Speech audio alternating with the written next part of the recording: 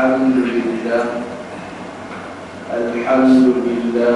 wahidil ahad al-fardis samad alladzi lam yalid wa lam yulad wa lam yakul lahu kufuwan ahad.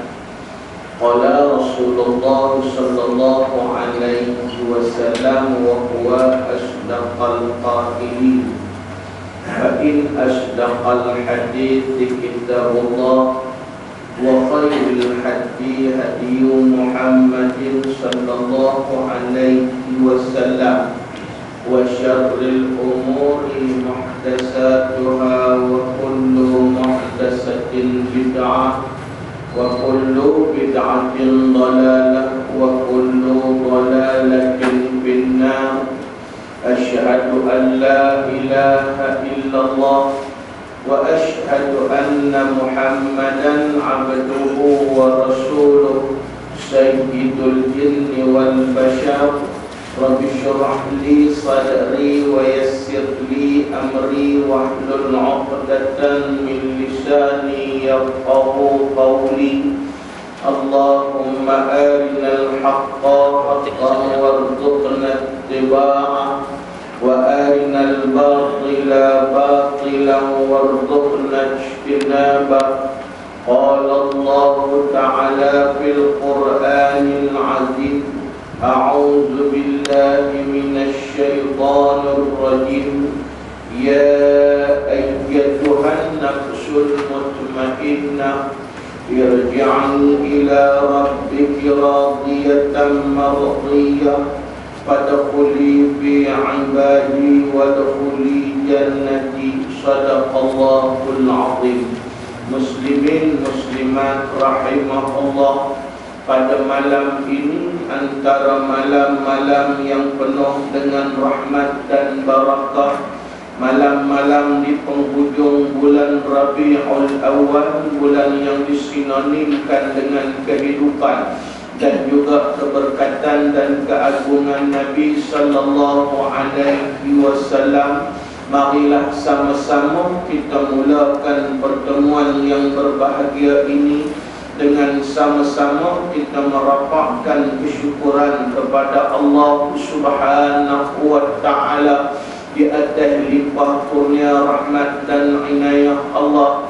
Dipanjangkan sehari lagi usia oleh kepada kita oleh Allah Subhanahu wa taala, dan kemudian dianugerahkan kita dengan kekuatan iman, kekuatan Islam, kekuatan tauhid dan kekuatan ma'rifah yang membolehkan kita menghayati nikmat-nikmat yang ulung yang lain yang dikurniakan oleh Allah Subhanahu wa taala.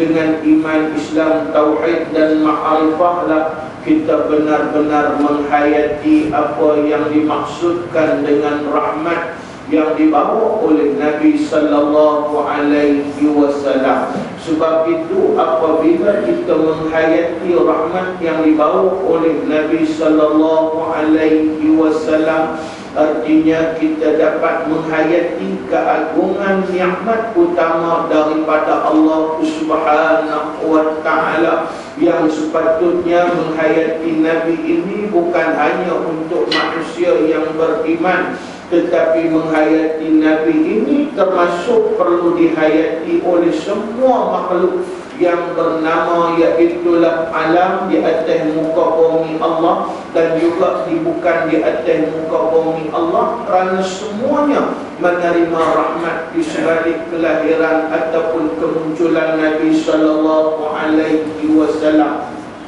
Macam contohnya kita dengar ayat selalu, terutamanya pada bulan Rabiul Awal ini, iaitulah ayat yang berbunyi wa ma arsalnaka illa rahmatan lil alamin, dan tidak kami utuskan engkau wahai Muhammad melainkan sebagai pembawa rahmat kepada seluruh alam. Bila sebut alam ni tuan-tuan, ulama tauhid menyebut yang dikatakan alam itu ialah kullu ma siwallah, tiap-tiap sesuatu yang lain daripada Allah Subhanahu wa taala. Jadi bila kita sebut di sini ialah Makna yang paling utama bila kita sebut rahmat Allah di sebalik Nabi sallallahu alaihi wasallam, iaitulah dirasai oleh semua makhluk yang dijadikan oleh Allah Subhanahu wa ta'ala. Sebab bila sebut lain daripada Allah, yang disebut mawjudat pun yang itulah juga, yang disebut maklumat pun yang itulah juga, yang disebut makhlukat pun yang itulah juga, yang disebut kainat pun yang itulah juga, dan disebut mungkinat pun yang itulah juga. Maknanya yang lain daripada Tuhan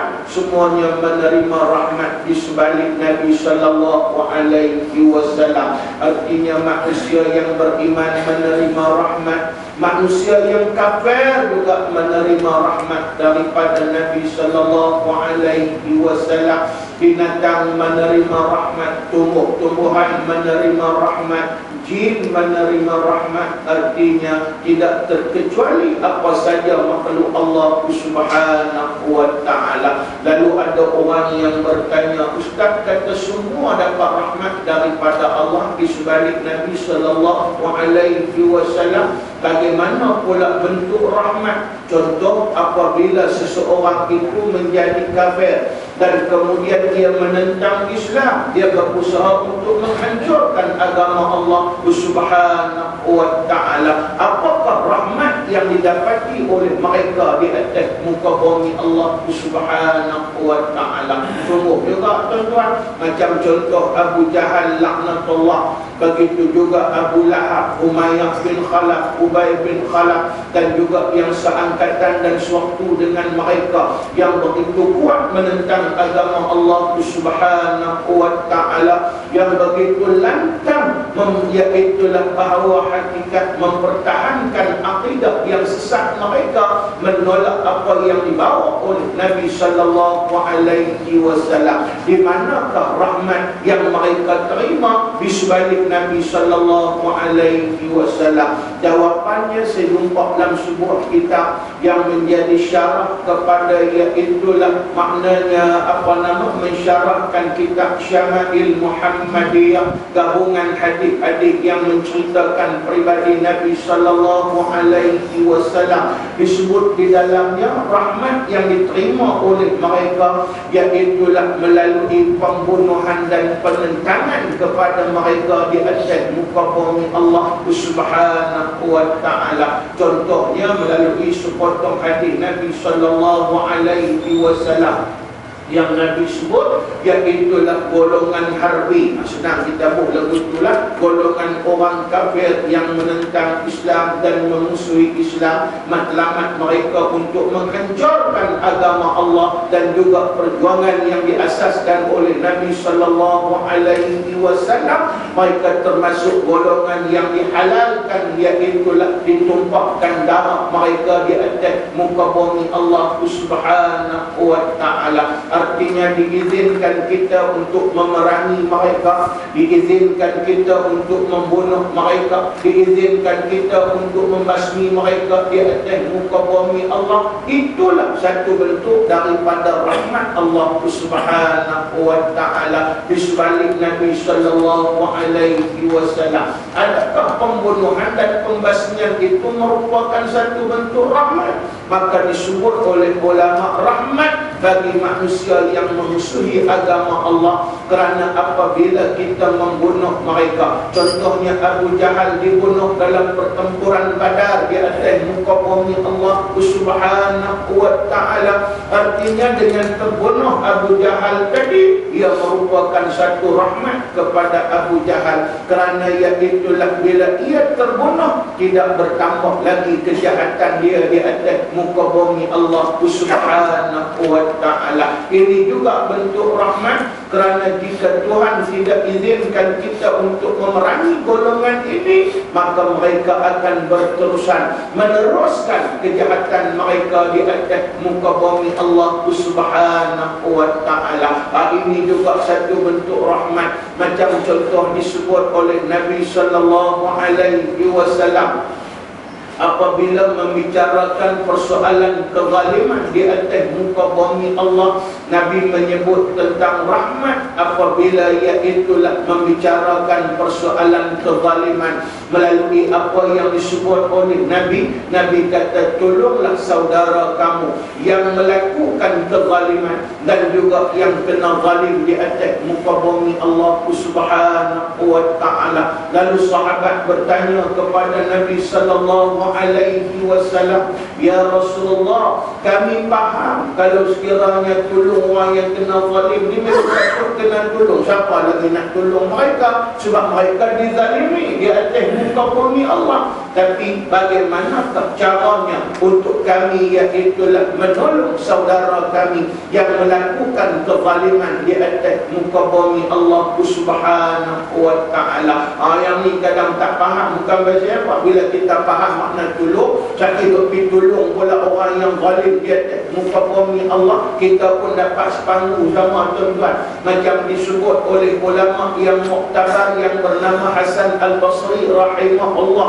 Hasan Basri kata, sesiapa yang mendoakan supaya panjang umur orang-orang yang melakukan kezaliman di atas muka bumi Allah, maka dia juga mendapat dosa kezaliman yang dilakukan oleh orang itu di atas muka bumi Allah Subhanahu wa ta'ala. Maknanya kita faham maksud tolonglah betul. Sebab itu sahabat bertanya kepada Nabi sallallahu alaihi wasallam, iaitulah bagaimana cara kami nak tolong orang yang melakukan kezaliman di atas muka bumi. Nabi kata apa tuan-tuan? Dengan cara kamu menentang mereka, menolak mereka yang melakukan kezaliman, mencegah mereka melakukan kezaliman. Itu juga bentuk rahmat daripada Allah Subhanahu wa ta'ala. Sebab itu sepatutnya orang yang menghayati Nabi sallallahu alaihi wasallam, terutamanya pada musim Maulidur Rasul sallallahu alaihi wasallam ini, sepatutnya bukan orang yang beriman semata-mata, sepatutnya bukan orang Islam semata-mata, sepatutnya semua manusia di atas muka bumi Allah. Tapi biasalah tuan-tuan, untuk menghayati nikmat ini perlu utamanya ialah beriman kepada Allah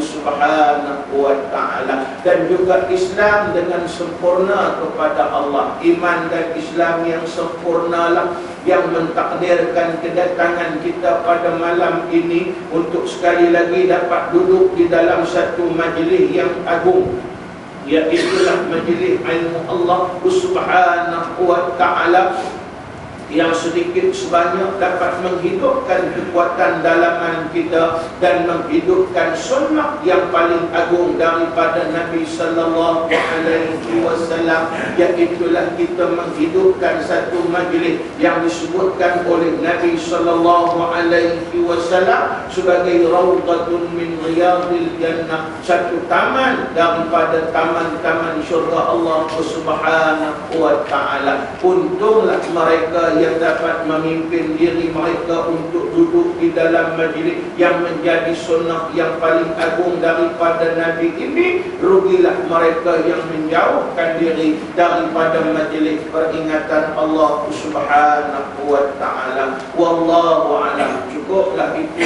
sebagai satu muqaddimah. Kita sambung balik perbicaraan kitab kita pada malam ini tuan-tuan.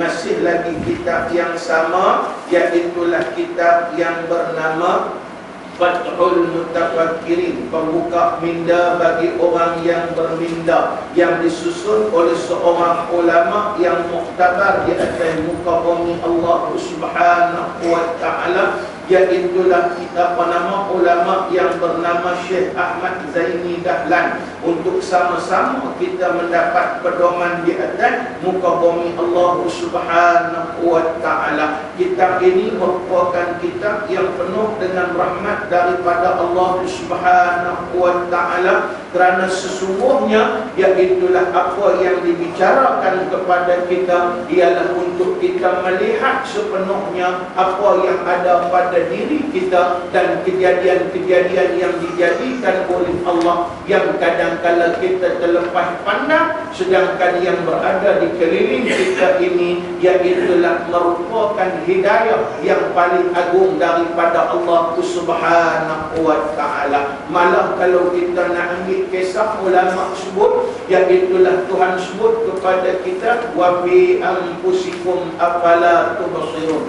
dan pada diri kamu terdapat tanda-tanda kekuasaan Allah Subhanahu wa taala. Afala tubsirun, apa maksud afala tubsirun? Iaitulah pasal apa hangpa tak perhati, pasal apa hangpa tak degil, pasal apa hangpa tak ambil peringat di atas muka bumi Allah Subhanahu wa taala. Jadi kita nak sambung lagi, segala sesuatu yang berada di keliling kita ini merupakan petunjuk yang paling agung kepada kita, yang insya-Allah dapat mengelakkan kita daripada menjadi manusia yang kufur dan manusia yang engkar kepada Allah Subhanahu wa taala. Nah, itu persoalan dia. Baik, kita sambung lagi tuan-tuan, iaitulah pada muka surat 9 kita sedang membincangkan iaitulah bagaimana manusia ini segala apa yang ada pada dia diperumpamakan oleh Allah dengan yang berada di sekelilingnya di atas muka bumi Allah Subhanahu wa taala. Artinya pada manusia ini Allah Taala bentukkan semua sifat yang ada kepada semua makhluk Allah Subhanahu wa taala. Contohnya sifat malaikat ada pada manusia. Tang mana yang kata sifat malaikat tadi? Antaranya sifat-sifat yang baik, sifat-sifat mahmudah, sifat-sifat yang terpuji di atas muka bumi Allah Subhanahu wa taala. Begitu juga sifat-sifat yang ada kepada, iaitulah maknanya apa dia tuan-tuan, yang ada kepada syaitan juga ada kepada manusia. Antaranya sifat takabur, sifat kibriya, membesarkan diri di atas muka bumi Allah Subhanahu wa taala. Begitu juga maknanya ada sifat-sifat binatang buas, sifat subuhiyah yang ada kepada manusia, iaitulah timbul melalui sifat pomeh dan bengek di atas muka bumi Allah. Begitu juga ada sifat apa lagi tuan-tuan? Iaitulah sifat binatang ternakan melalui sifat tamak halaba dengan dunia di atas muka bumi Allah Subhanahu wa taala. Yang ini semua untuk menjadi perhatian dan juga pemikiran kepada manusia. Bila manusia perhati semua tadi ini, maknanya manusia boleh mencorakkan dirinya. Dia nak jadi sebahagian daripada malaikat kah? Dia nak jadi diri dia sebahagian daripada syaitan kah? Dia nak jadikan diri dia sebahagian daripada binatang kah? Ataupun dia nak jadi diri dia iaitulah sebahagian daripada makhluk-makhluk yang terpuji ataupun terkeji di atas muka bumi Allah Subhanahu wa taala. Nah, itu persoalan dia. Jadi kita nak sambung tuan-tuan, iaitulah lagu mana lagi perumpamaan sifat makhluk-makhluk Allah yang lain yang ada kepada manusia di atas muka bumi Allah Subhanahu wa taala. Nah, baik, sambung tuan-tuan. Qala al-musannifu rahimahullahu taala wa nafa'ana bi ulumihi fid darain. Amin. Dan daripada langit, rupanya manusia pun ada sifat langit. Apa dia sifat langit? Yang disebut sifat langit ini iaitulah bahawasanya manusia itu tempat asrar. Apa dia asrar? Asrar ni iaitulah daripada literal kata dasarnya, iaitulah sirrun, iaitulah rahsia. Jadi asrar beberapa jenis rahsia dan juga sekalian nur daripada Allah Subhanahu wa taala. Jadi kita sebut langit ni, bila kita sebut langit, iaitulah sesuatu tempat yang memperlihatkan kemuliaan. Siapa memperlihatkan kemuliaan? Iaitulah memperlihatkan ketinggian. Itu bila kita mengaji tauhid, bila disebut sifat Allah Subhanahu wa taala, maknanya iaitulah gabungan sifat Allah. Kita mengaji banyak-banyak tu, dia terkandung dalam satu sifat, iaitulah sifat kamalan. sifat kesempurnaan Allah yang tak terhingga banyaknya. Dan dalam kamalat tadi dia terkandung pula, iaitulah ada sifat yang disebut jenis jalalat dan juga jenis jamalat. Jamalat ini adalah sifat-sifat yang memperlihatkan keindahan, dan keindahan ini hanya layak pada Allah Subhanahu wa ta'ala. Pasal itu buktinya Nabi sebut innallaha jamilun yuhibbul jamal. Tuhan itu segak, maka Tuhan suka kepada yang segak-segak. Tapi jangan buat makna segak macam kita faham tuan, sebab kita tak dapat gambarkan keagungan Allah Subhanahu wa ta'ala. Mukhalafatu ta'ala lil hawadis, bersalahan Allah ta'ala dengan segala yang baru. Begitu juga iaitulah sifat jalalah, sifat yang dibangsakan jenis tinggi. Jenis tinggi ini tuan-tuan, jenis yang memperlihatkan keagungan. Itu persoalan dia. Sebab itu bila kita nak habaq tinggi, kita habaq kemuliaan. Macam orang yang kita kata duduk tempat tinggi, iaitulah orang yang mulia. Letakkan orang yang mulia di tempat-tempat yang tinggi, maka ini memperlihatkan ketinggian. Jadi ketinggian itu sebahagian daripada keagungan Allah Subhanahu wa ta'ala. Dan bila kita bicarakan langit, kita membicarakan tempat yang penuh dengan kemuliaan. Ayat itulah tempat yang penuh dengan asrar, tempat yang penuh dengan nur, rahsia-rahsia Allah Subhanahu wa ta'ala, yang penuh dengan cahaya daripada Allah Subhanahu wa ta'ala.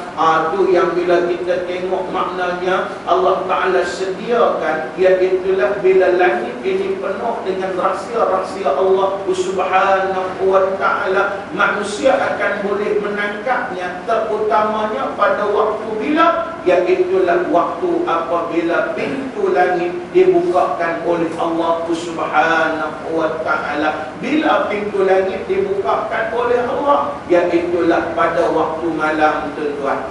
Tambah-tambah waktu langit dibuka seluas-luasnya, iaitulah pada 1/3 daripada malam, ataupun yang disebut dengan fi jawfil lail, pada lubuk malam. Bila lubuk malam tuan-tuan, iaitulah waktu yang semakin dekat dengan subuh. Waktu itulah artinya iaitulah dibukakan pintu langit oleh Allah. Bila dibukakan pintu langit oleh Allah Subhanahu wa ta'ala, makna apa? Maknanya pada waktu itu tersebarlah seberapa banyak rahsia-rahsia Allah Subhanahu wa ta'ala untuk dipahami oleh Rabbaniyin, orang-orang yang menjadi apa nama, iaitulah pencinta kepada Allah Subhanahu wa ta'ala. Sebab itu waktu malam ini disebut sebagai apa tuan-tuan? Iaitulah aswaq, iaitulah pasar. Untuk siapa? Pasar untuk lisalikin, bagi orang yang sentiasa berusaha nak bagi sampai perjalanannya kepada Allah Subhanahu wa ta'ala. Sebab itu dia, kalau kita nak tahu kata kita ni masuk dalam golongan orang yang benar-benar dipilih sebagai ahli ibadah, ahli taat kepada Allah, mereka tidak akan membiarkan malam mereka berlalu begitu sahaja, melainkan pada waktu itulah mereka akan sentiasa, maknanya unsu ilallah, berjinak-jinak dengan Allah Subhanahu wa ta'ala. Kalau bagi kita pejuang Islam ni, waktu ni lah kita kena ambil peranan sungguh-sungguh. Itu satu tanggungjawab kita kepada jamaah dan perjuangan di atas muka bumi Allah. Sepatutnya tak payah suruh, tak payah apa, kita biar disiplinkan diri kita kalau boleh tuan-tuan.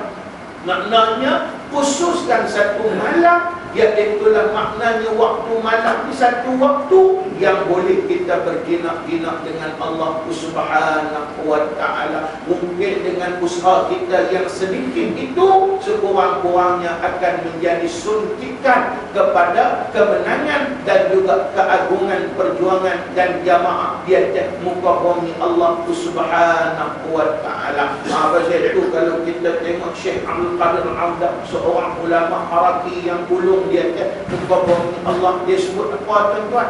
Dia kata kalau kita tak mampulah, kita ni tahu jenis kita ni tak mampu nak dudukkan waktu malam pada jauhil lail, pada lubuk malam. Maknanya sekurang-kurangnya pastikan kita mampu juga untuk iaitulah mengutip rahsia Allah. Walaupun tak sempurna seperti jauhil lail, iaitulah pada waktu yang menjadi kemudahan bagi kita di atas muka bumi Allah. Itu Syekh Al-Audah kata, iaitulah kalau boleh bagi pejuang Islam yang nak menurunkan maunah daripada Allah, dia wajibkan diri dia. Lagu mana kata wajib diri dia, dia tak mampu. Kita kata nak mangkit esok ni pukul 3, pukul 4 pagi, pukul 5 pagi, dia tak mampu. Sekurang-kurangnya pastikan sebelum tidur dia mendirikan hak-hak Allah Subhanahu wa ta'ala, dan dia buat apa yang penting, dan waktu itu yang paling penting ialah munajat dia kepada Allah Subhanahu wa ta'ala. Itu sampai satu peringkat ulama sebut lagi. Yang ni kalau tuan-tuan nak tengok, tuan-tuan boleh tengok banyak kitab yang dibahaskan oleh ulama. Sampai ada ulama sebut, tuan-tuan, dia kata contoh kita diberi mangkit oleh Allah Subhanahu wa ta'ala, tapi maklum sajalah sebab kekuatan dalaman kita belum kuat. Bila kita mangkit tu, kita payah nak tinggal tempat tidur kita, tuan-tuan, dalam keadaan tadi. Bila payah nak tinggal tempat tidur, sekurang-kurangnya bila kita dijaga oleh Allah, anggaplah itu anugerah daripada Allah Subhanahu wa ta'ala. Kalau tak mampu mangkit lagu mana pun, ini Tuhan yang jenis penigan sungguh-sungguh, balok liak sungguh-sungguh, yang memang payah sungguhlah kita nak kata. Maknanya kita ni baru nak mula. Sekurang-kurangnya bila kita dicelekkan oleh Allah, jangan lupa doa dan munajat kita kepada Allah Subhanahu wa ta'ala. Yang tu paling kurang, tuan-tuan. Jangan sia-siakan, jangan sampai tadi kita jelek, lepas tu terlak pula hoki. Iaitulah sweet moment, saat yang paling manis untuk kita. Maknanya iaitulah dibukakan rahsia-rahsia Allah Subhanahu wa ta'ala. Itu persoalan dia dalam keadaan tadi. Jadi kalau seluruh alam ini digambarkan langit itu merupakan tempat asrar dan juga nur, makna perumpamaan kepada manusia apa dia tuan? Perumpamaan kepada manusia, seluruh tubuh badan manusia ini tempat untuk asrar dan juga nur, ialah hati kita di atas muka bumi Allah Subhanahu wa ta'ala. Jadi sebab itu bila kita ambil kaedah langit, maka kita kena sentiasa menjaga hati kita, mencorakkan hati kita supaya hati kita ini benar-benar iaitulah tunduk kepada Allah Subhanahu wa ta'ala, untuk kita menjadi manusia yang dirahmati dan diredai oleh Allah Subhanahu wa ta'ala. Pasal itu ulama tasawuf kata, bila kita nak jaga hati kita sebagai tempat-tempat yang disebut sebagai, iaitulah maknanya tempat menangkap yang disebut dengan asrar, rahsia-rahsia Allah dan juga nur, iaitulah cahaya Allah Subhanahu wa ta'ala. Maka sebab itu bila disebut lagu tu, maknanya persoalan utama kita kena sentiasa berusaha mengira kekuatan dalaman kita, jaga hati kita sungguh-sungguh di atas muka bumi Allah. Pasal manusia hari ini dia banyak jaga hati, dia payah nak jaga hati. Bila payah nak jaga hati ni, tuan-tuan, dia melupakan tempat rahsia Allah, dia melupakan tempat cahaya Allah Subhanahu wa ta'ala. Bila dia lupa persoalan hati, hak yang inilah yang menjadi penyakit yang paling besar kepada manusia di atas muka bumi. Kadang-kala bila hati dia tak jaga, tuan-tuan, termasuk dia akan kehilangan segala-galanya. Bukan orang biasa, termasuk ulama, tutup buku di atas muka bumi Allah. Kena jaga, tuan-tuan. Persoalan hati, macam saya duduk bertakarah dengan 2-3 orang, kan kehlah ni yang kerap terjadi, yang timbul dalam surah Abah, yang timbul dalam masyarakat dan sebagainya. Tutup buku yang tengok, tuan-tuan, dalam perjuangan ke, dalam apa ke dan sebagainya, dalam keadaan tadi. Sampai peringkat kadang-kadang maknanya ada seorang dia tanya saya, dia kata, Pak Ustaz, mereka ni bukan orang biasa. Mereka ni tok guru, mereka ni ulama. Itu persoalan dia dalam keadaan tadi. Tapi pasal apa terbabas di atas muka bumi Allah Subhanahu wa ta'ala, kadang-kadang dalam perjuangan mereka terpinggir dan mereka terkeluar daripada jamaah dan perjuangan di atas muka bumi Allah. Nah, kadang-kadang itulah maknanya dalam keagungan ilmu mereka tengok di atas muka bumi Allah Subhanahu wa ta'ala. Pasal apa? Nak tanya pasal itu, tanya pasal lah. Yang ni pasal Nahabak kata maknanya itulah Nahabak kata kuasa Allah. Dia boleh pilih siapa yang dia suka. Dia boleh maknanya itulah benci kepada sesiapa yang dia tak suka. Itu hak dia, itu persoalan dia. Kalau kata satu lagi nak suruh kita beringat supaya itulah kita sentiasa memohon kepada Allah, supaya kita ditetapkan pendirian di atas muka bumi Allah. Banyakkan amal doa-doa yang maksud yang diajar oleh Nabi SAW. Contohnya, Rabbana la tuzigh qulubana ba'da idh hadaitana wa hab lana min ladunka rahmah innaka antal wahhab. Ya Allah, jangan teriakkan hatiku setelah Engkau bagi hidayah kepadaku. Kita mau betul-betul mintakan bagi banyak. Karena di sinilah Nahabak kata kadang-kadang ilmu benar-benar tidak menjamin kita. Kalau kita kata kalau Tuhan tak pilih kita untuk menjadi manusia yang beriman dengan sepenuhnya kepada Allah Subhanahu wa ta'ala. Contoh bila Tok Muzakarah tu timbullah macam Tok Guru Pondok. Ada satu Tok Guru Pondok seorang tuan-tuan. Saya rasa sedih kerana siapa Tok Guru Pondok ni, Tok Guru yang hebat dulunya. Dia begitu syadid, sampai syadid dia tuan-tuan, sampai satu peringkat dia itulah bahawa hakikat maknanya dia berpegang dengan hukum yang cukup keras. Sampai siapa pakai topi geledah dia tak bagi masuk pondok dia.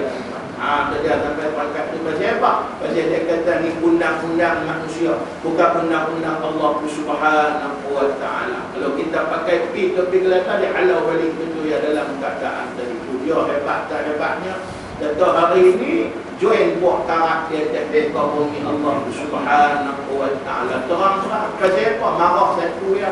Pasal perjuangan Islam rapat dengan orang kafir dia atas muka bumi Allah Subhanahu wa ta'ala. Itu persoalan dia dalam keadaan tadi. Banyak contoh lagi lah. Lagi ada orang main tanya lah, Tok Guru mana Ustaz, pondok mana, kita selalu tanya lah. Kita bukan nak leceh siapa-siapa, tapi kita nak bawa maknanya kadang-kadang bahawa hakikat pasal apa dia jadi lagu ni tuan-tuan. Yang hak Allah Subhanahu wa ta'ala. Jelah pun tak usah. Bukan pasal apa tak bagi jelah ni tuan-tuan. Tak usah duk jelah, tak usah duk kata apa, tak usah duk maki dan sebagainya. Pasal apa tuan-tuan? Pasal kita pun tak tahu lagu mana kita ni.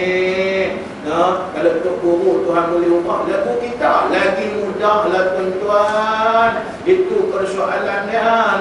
Dalam masa 2 minit dia boleh berubah sangat. Itu persoalan dia dalam keadaan tadi. Ngaji pun boleh berubah kan. Contohnya malam ni main senang pakai tak main dah. Itu persoalan dia dalam keadaan tadi. Hidayah Allah Ta'ala pun macam tu. Sebab dia tu mengajar ni banyak tahu lah. Kita boleh tengok suruh. Itu yang kadang bila mengajar ni, ada orang main kat saya, apa Ustaz baca yang tengah lah ni? Mula balik baca daripada awal. Sebab saya nak mula daripada kulit sampai ke kulit. Tak boleh Pasal apa? Orang nak sampai hat tengah tu pun makan masa mengajar 10 tahun lah. Repot kaedahnya dalam keadaan jadi. Kalau mula balik bila nak habis, saya pun tentu ada umur dan sebagainya dalam keadaan. Tak boleh Ustaz. Ini semangat ni. Semangat tak lah. Kalau mula balik main 5 muka surat tak ada muka dia. Dia ganti buat lain pula. Dia main bukan orang tu ya, tapi mula sampai habis. Saya rasa cukup saya belajar tentang yang dulu, masjid tentang yang dulu. Khatam kitab Tuhfatul Raghibin. Yang khatam tu pasal 3-4 orang ya, daripada awal sampai habis yang ada kitab lalu ikut dengan kitab itu. Yang lain semua sakit belakang. Dalam keadaan tadi dia muka bumi Allah Subhanahu wa ta'ala. Dia main puak baru. Itu soalan. Tapi ada seorang yang jumpa, kita naik tuan-tuan. Nampak lama dia bertepuk kita. Kita tak kenal dia. Kita biasalah nak murid amal nak kenal. Dia kata, Ustaz, sehingga kau kenal dulu. Orang kenal ya. Dulu duk mengaji kat Ustaz. Tak mengaji dah lah ni. Lah saya mengaji kat seorang ni habis semua tak pakai. Habis cerita. Main buah lalu tu pula. Habis cerita lah tuan-tuan. Itu maknanya. Jadi maknanya kita ni bukan boleh tetap. Baik itu kena mohon banyak daripada Allah. Baik itu jangan Allah. Itu persoalannya. Habis orang makan dalam muzakarah tadi ni. Timbul pula satu soalan. Pasal apa jadi leputu Ustaz? Salah satunya jawapannya ialah kelemahan kita menjaga hati kita di atas muka bumi Allah Subhanahu wa taala. Bukan mudah nak jaga hati ini tuan-tuan. Tu yang dia suruh buang sifat-sifat mazmumah di atas muka bumi Allah. Kadang-kadang titik lemah yang kecil saja dalam hati kita akan menjadi alat kepada musuh Allah Subhanahu wa taala. Lupakah kita kisah Barsisa? Barsisa ni dia seorang abid yang paling ulung, 200 tahun beribadat kepada Allah Subhanahu wa taala, sehingga kan dari segi ibadat dia siapa tak boleh tengok. Setan ni dia guna pelbagai modus operandi dia untuk apa? Untuk nak menghancurkan iman Barsisa ni tuan-tuan. Tak boleh pergi. Tak boleh pergi. Gunalah 1001 macam kaedah setan nak hancurkan Barsisa. Tak boleh pergi. Tak boleh pergi. Guna kaedah ubud, guna kaedah pujuk, guna kaedah itu, guna kaedah ini, guna kaedah contohnya ada di riwayat dalam kitab. Guna kaedah iaitulah bahawa hakikat bila dah Barsisa ni rajin buat ibadat, maknanya dia cuit. Yang kata setan ni dia cuit tempat-tempat tertentu pada Barsisa. Contohnya untuk berwuduk dia cuit, untuk sentiasa terkentut. Kadang-kadang kita lebih juga dia jadi lebih tu. Maknanya gaya ambil wuduk dah kata dia jadi lebih kena ambil wuduk lain 3 kali biarlah sunat ya, dalam apa dalam kan. Ini kata setan dia ada riwayat tu. Dia kacau Barsisa, tapi Barsisa ketut bila berpuluh-puluh kali pun tuan-tuan dia tetap terus dengan ibadat dia sampai lah setan serena apa. Tak reti dah nak buat dalam keadaan tadi. Lain-lain apa dia tuan-tuan? Dia tweet satu sifat yang ada pada Barsisa. Dia tengok ada satu titik kelemahan dalam hati Barsisa. Apa dia? Iaitulah sifat tamak dengan ibadat dia di muka bumi Allah Subhanahu wa taala. Padahal bukan salah. Baguslah tamak dengan ibadat. Tahu tamak dengan ibadat itu tuan. Rasa nak buat. Dia nampak itu satu titik kelemahan. Dan kemudian setan tengok. Setan boleh tahu. Tak tahu pun dia tu burung malaikat. Dia lagi alim daripada kita. Dia tahu semua tuan-tuan. Tu kadang nak halau setan. Kita baca ayat kursi. Baca pun tak kena tuan-tuan. Nak halau dengan setan lagi alim daripada hang. Setan lagi alim daripada hang. Itu soalannya. Baca ayat kursi. Sampai lek jadi tak lari juga apa setan. Kononnya dia ambil apa? Surah Yasin dia paku dia apa nama dia tiang sering oleh kaedahnya mempermain dan menghina ayat Allah Subhanahu wa taala. Boleh kufur lagu tu saja dia tak muka bumi Allah Subhanahu wa taala. Itu persoalan dia. Dia main berupa manusia. Dia kata hang doa ibadat, aku pun nak tumpang main ibadat sama pihak. Itu saja. Bukan susah mana tuan-tuan. Aku nak tumpang main buat ibadat sama pihak. Itu persoalan dia dalam keadaan tadi. Barsisa tak ada masalah. Bukan orang nak kacau dia. Nak main buat ibadat tak ada masalah. Tapi sebenarnya senjata dia itulah satu titik kelemahan tamak dengan ibadat dia atas muka bumi Allah. Tak salah sebenarnya. Tapi kalau kita tak manage betul-betul tuan-tuan, contoh dengan kekuatan ilmu, bila kekuatan ilmu tu tak ada, dia cuma tamak dengan ibadat saja dia atas muka bumi Allah Subhanahu wa taala, maka apa jadi? Ini titik kelemahan. Titik kelemahan ni iaitulah dikaji oleh iblis laknat Allah. Dia main pun dia buat ibadat tapi Barsisa bila main nak terberak kena mati. Dia berak dulu, baru balik main sambung. Lepas tu saya lagi lapar, nak pergi tenang dulu. Lepas tu baru balik main sambung pula. Lepas tu masa tidur, kena tidur terlap juga baru main sambung. Kawan ni tak panggil aku 3 hari. 3 3 hari tak mandi langsung. Di sinilah bahawa hakikat dalam keadaan tadi timbul satu dah dia tamak dengan ibadat, timbul satu minat. Apa pasal dia boleh buat sampai berkat ni? Sedangkan kalaulah bersesuatu dia tilik dengan ilmu, tamak dengan ibadat tadi, tak akan dititik kelemahan. Pasal apa? Maknanya adakah manusia yang boleh tak makan, tak minum, tak berak? Ada. Itu persoalan dia dalam keadaan tadi. Adakah manusia yang tak minum, tak berak dan tak buat apa? Sampai ada sahabat pernah sebut kepada Nabi SAW, ya Rasulullah, aku ni kita semua kan, aku kalau boleh, aku pun tak mau buat apa. Aku kalau boleh, maknanya nak tumpu dengan ibadat dan sebagainya saja. Apa kata Nabi SAW? Sampai sahabat ni kata, aku tak mau nikah. Sebab nikah dia kata, apa kata Nabi? Nikah sunnati, nikah sunnahku. Lepas tu ada hak masyarakat, ada hak itu, ada hak ini, hak kena tunai dan sebagainya dalam keadaan tadi. Tapi disebabkan dia tak pandai manage tentang persoalan ilmu tadi, di sinilah timbul bahawa hakikat peluang-peluang mula untuk diperalatkan oleh iblis. Jadi sebab itu bukan mudah, tuan-tuan. Hati kita ni kadang-kadang iaitulah tempat tumpuan asrar dan nur, dan juga boleh jadi tempat tumpuan iblis untuk mudah menjahanamkan kita yang dia tak kira siapa, tuan-tuan. Dia tak muka bumi Allah Subhanahu wa ta'ala. Macam tadi sifat tamak kena buang, tapi jangan buang semua, dia kena ada juga fikir. Kalau dia buang semua, tuan-tuan, sifat tamak ni, dia akan jadi apa? Tak apalah, ambil kampalah, biarpilah, dan dia berkawan dengan celepah, tuan-tuan. Tak ada apa. Itu persoalan dia dalam keadaan tadi. Jadi masyarakat kita, dia tak muka bumi Allah. Tak boleh, kena ada juga. Maknanya semangat untuk berlomba-lomba itu kena ada. Dia tak muka bumi Allah. Marah kena buang, tapi kena tahu juga fikir. Kalau kita buang semua marah kita, tuan-tuan, ni lambat lepas orang keempat, dikit dia, habis. Orang empat, kalau bawa anak pergi perhimpunan, siap. Dia tunjuklah 14 orang muka, tuan-tuan, dalam keadaan jadi tu dia aku duk kata dah.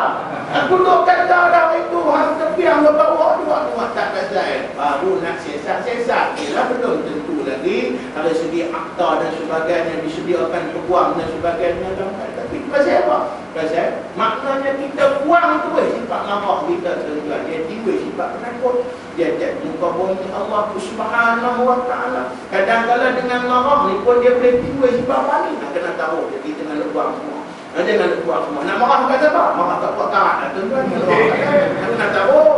Kena tahu. Marah tak buat ni kena tahu. Tuan-tuan, kalau kita tak marah dengan cara kelaku-kelayak mereka menghina pokok-pokok ni agama Allah dan sebagainya, syariat dan sebagainya begitu lama, kita akan jadi manusia yang membiarkan kezaliman berleluasa di atas muka bumi Allah Subhanahu wa ta'ala.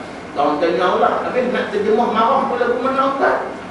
Adakah kita nak terbang buang dia apa nama tung telefon ke apa-apa? Yang tu bukan terjemah marah tu, maknanya bodoh, tuan-tuan, betul. Dia itu bang yang telefon tak saya masalah. Nak terjemah guna Ustaz? Pilihan raya nak main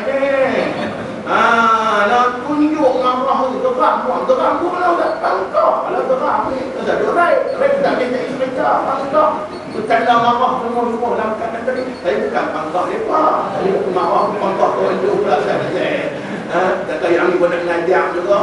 Itu persoalan dia dalam keadaan tadi. Sokongan kepada, iaitulah maknanya mereka yang tidak reda kepada kezaliman. Dia kan muka bumi Allah Subhanahu wa ta'ala. Itu persoalan dia. Yang ni semua melibatkan persoalan hati di atas muka bumi Allah Subhanahu wa ta'ala, untuk sama-sama kita mendapat rahmat dan mendapat keredaan Allah Subhanahu wa ta'ala.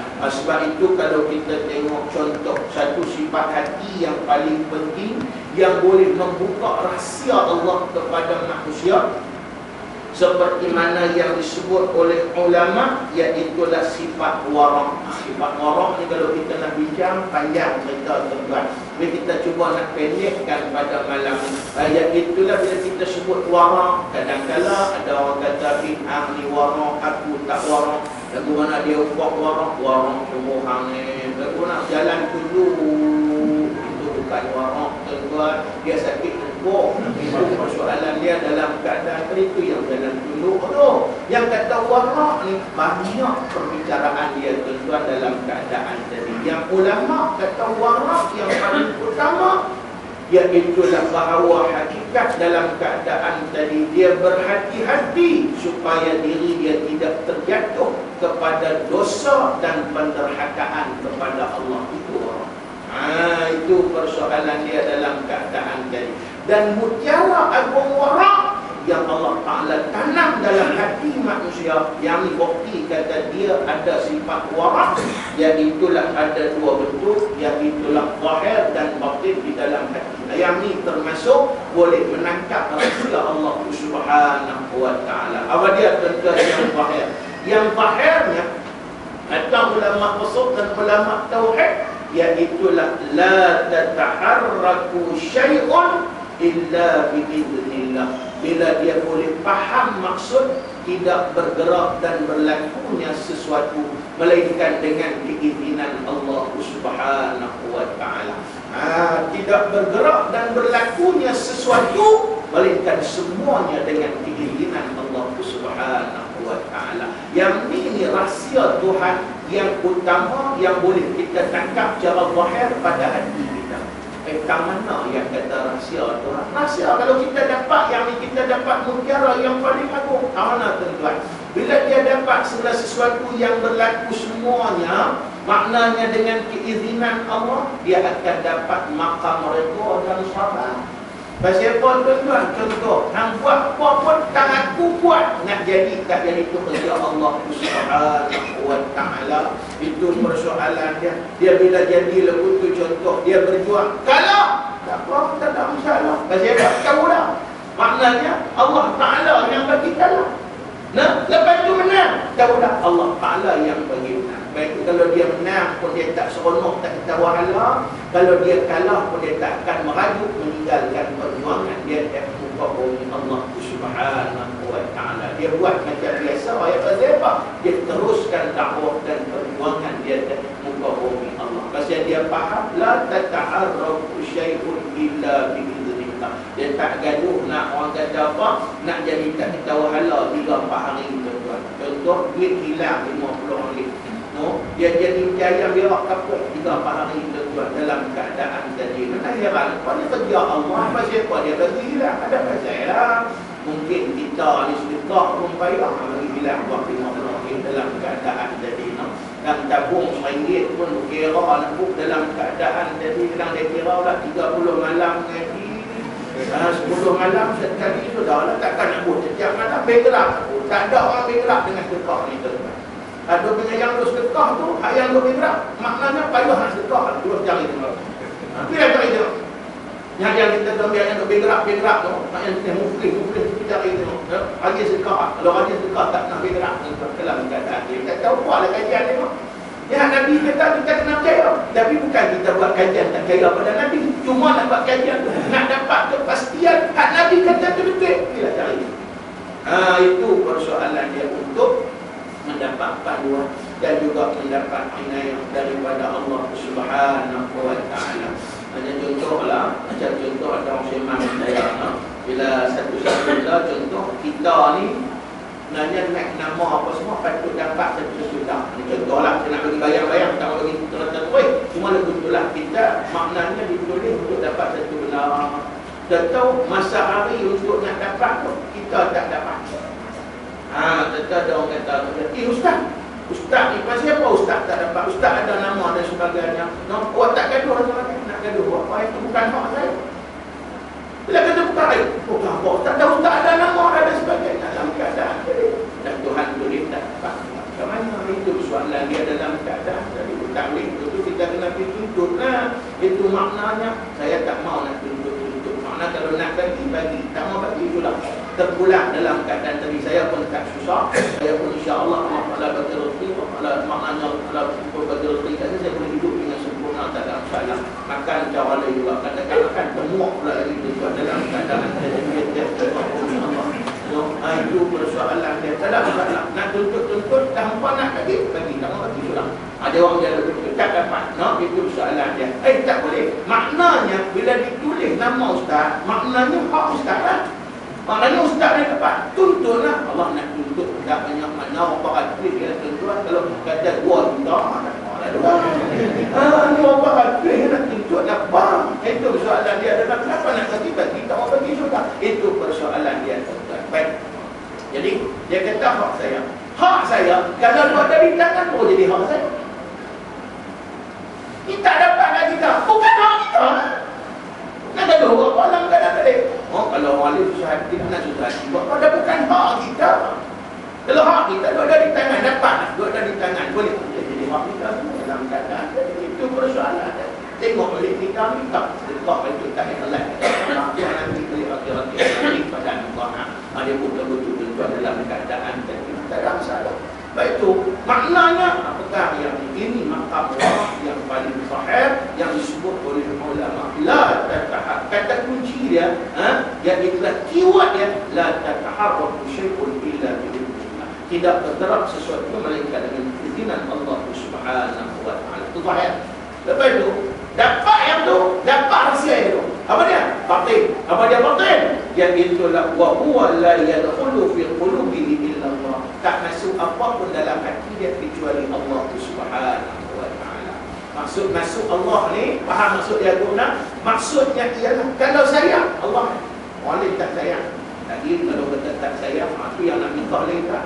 Nah, pasal Allah Taala sayang Allah. Kalau sayang Allah, pasal nikah lah. Pasal apa? Bukan nak sayang wanita nombor 2 dalam keadaan tadi. Maksudnya boleh sayang kepada siapa pun, tapi jangan sampai pangkat menghalang sayang kita kepada Allah Subhanahu wa taala. Nah, itu soalan dia. Takut.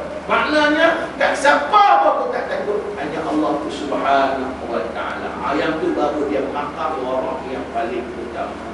Itu persoalan dia tuan. Tapi yang ini, ayat ini nama dia rahsia asrarul rabbani, rahsia ketuhanan yang boleh tangkap dengan hati kita. Sebab itu, sebab itu pentingnya untuk kita corakkan hati kita dengan sepenuhnya dan benar-benar berada dalam keredaan Allah Subhanahu wa taala. Dan daripada bumi wallahu a'lam itu kita sambung dalam kuliah kita yang akan datang. Tuan lagi satu taklimat dari Muhammad bin Abdullah Ustaz Abu 100 tahun. Yang tu dia boleh nampak tapi mungkin ada diberi taklimat oleh pihak ini amal kepada tuan dekat dalam kuliah. Saya pun ada program jamaah selepas ni, maka dekat dalam kuliah dapat sampai kepada tuan. Mudah-mudahan kita semua berada dalam keredaan Allah Subhanahu wa taala. Cuma sebelum daripada sinar sudahkan kuliah saya ni, tidak jawabkan persoalan. Tadi ada satu orang dia utarakan persoalan kepada saya. Itulah apa nama Allah di sana. Seorang ni dia mati. Bila dia mati, dia tinggal kat Mekah. Bila Mekah ni kemudiannya maknanya dia itulah bahawa hakikat tinggal bini dia dengan anak-anak dia lah. Okey, Mekah tadi bini dia dan anak-anak dia. Lepas tu bini dia apa nama Mekah yang dia tinggal tadi ni, kurang betul kalau saya faham. Mekah yang dia tinggal tadi ni, lepas tu bini dia beli tanah. Bini dia beli tanah, kemudian masa tu kecil 20 tahun besar anak dia. Lepas tu maknanya tanah tu pun jadi juta-juta pun nanti beli tanah. Lepas tu maknanya hak yang jual dia pun jual tanah lalu bini dia tadi ni. Maknanya orang kata apa? Ambil setengah, anak setengah daripada harta yang jual tanah tadi ni. Adakah soalannya makan harta anak tadi? Maksudnya begitu, maksudnya boleh mak dia sapu setengah daripada harta peninggalan apa nama yang tak harga jual tanah tadi ni. Okey, baik. Jawapan dia jawapan dia seorang ni mati, dia ada langkah-langkah harta dia tu nak buat guna dia. Kalau kita menjadi faqih, langkah mula kena selesaikan hak kematian dia dulu, harta dia mati.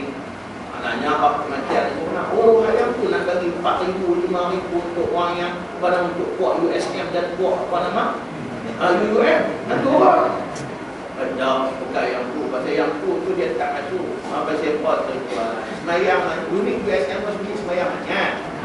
UUM tu unit urus semayang. Bukan yang tu. Mana semayang bukan perlu diubah. Itu soalan dia tak masuk lah. Yang masuk ni ialah jenis nak urus dia masuk dalam kerja jenis kena apa nama, kena riak. Korek dia, kena upah. Oh, ingat senang kan nak korek dia tuan-tuan. Kalau kita belah matang pasiak, menak baru, pasiak dulu. Korek sikit, baik orang tak main duk korek dia apa? Kena korek Allah. Pasiak. Yang senang. Kena bayar lah. Itu soalannya. Artinya niat lupa ataupun mandi mayat, di mandi mayat itu setengah ulama kata tak betul dengan apa pasal kerja ni maknanya kerja yang waris, tapi tak apalah, maknanya ulama kata boleh juga pasal apa? Pasal yang tu maknanya kita riang juga. Jadi ini riang boleh. Okey, selesai. Lepas itu yang kedua, selesaikan hutang si mati. Yang ada hutang, selesai. Hal lebih tu perlu difahami. Kena ingat itu soalan dia. Baik, dalam kes ni bila faraid bukan dapatkan bini hanya 1/8 daripada harta. Lebihnya akan dikongsi oleh anak-anak. Itu persoalan dia. Maknanya kita nak buat langkah ni sepatutnya walaupun anak tu kecil, bini dia hanya jadi pemegang amanah yang lagi 7/8 lagi bini dia jadi pemegang amanah. Makna kalau nak beli tanah kena beli yang 7/8. 1/8 tak apalah dia. Jadi kalau kata contoh dia beli semua harta peninggalan si mati tadi. Kalau beli semua harta peninggalan si mati, cukup 20 tahun jual. Bila jual, maknanya dia 1/8. Orang kata dia dapat setengah. 7/8 itu berikan anak. Tentulah kaedah dia secara kesimpulan. Itu persoalan dia dalam keadaan ini. Baik, boleh tak diambil? Boleh tak diambil? Tak ada masalah. Okey, harta ni letak nak terpulang. Kalau dia nak diambil, tak ada masalah dalam keadaan dia. Kalau anak rekod, tak ada masalah. Itu soalan dia. Pasal hak ni hak anak. Bukan hak dia. Itu soalannya. Tapi maknanya takkanlah kita si anak tu pula. Mak ni susah payah kat kita. Kalau ikut kaedah anak ambil, tak ada masalah. Setengah-setengah yang bukan anak buat semua. Nak pun mak kata, aku nak semua. Itu soalan dia dalam keadaan tadi. Itulah kesimpulan dia. Bisa tak tahulah ada latar belakang masalah guna, tapi secara kepahaman saya yang soalan tadi, itulah jawapannya. Untuk secara kesimpulan juga, kita tak tahu cabang-cabang yang lain dan sebagainya. Wallahu a'lam. Cukuplah tu. Ya.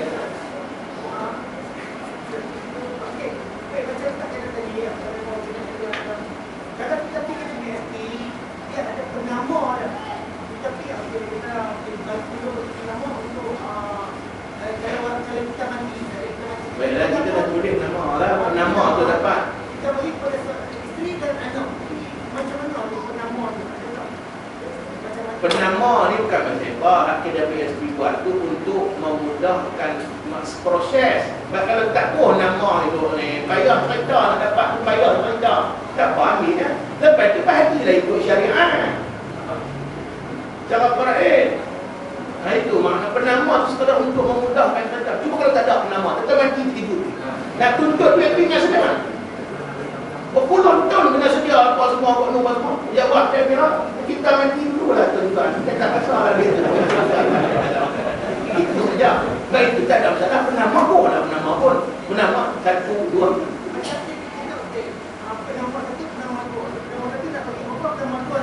Dia tak sebut.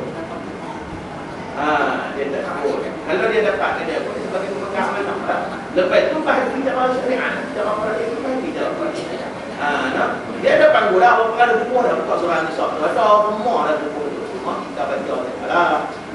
Jadi maknanya kira untuk balik kepada ulama-ulama itu guru dalam hidup. Itu persoalan. Wallahu a'lam.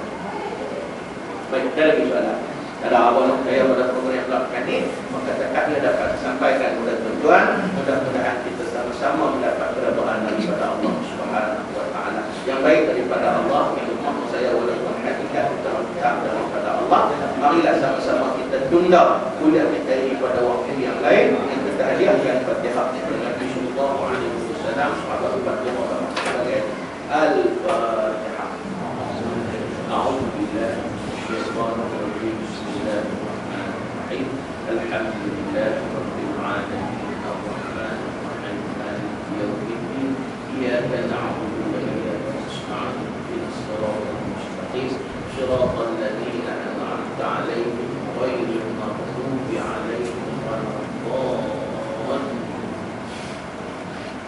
A'udzubillahi minasyaitonir rajim. Bismillahirrahmanirrahim. Alhamdulillahi rabbil alamin.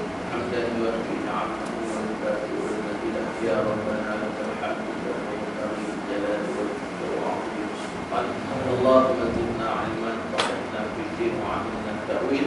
Ya muqallibal qulub tsabbit qulubana 'ala dinika wa 'ala ma'siratik. Rabbana atina fid dunya hasanah wa fil akhirati hasanah. Wassalamualaikum warahmatullahi wabarakatuh. Sesalah pada dari ya,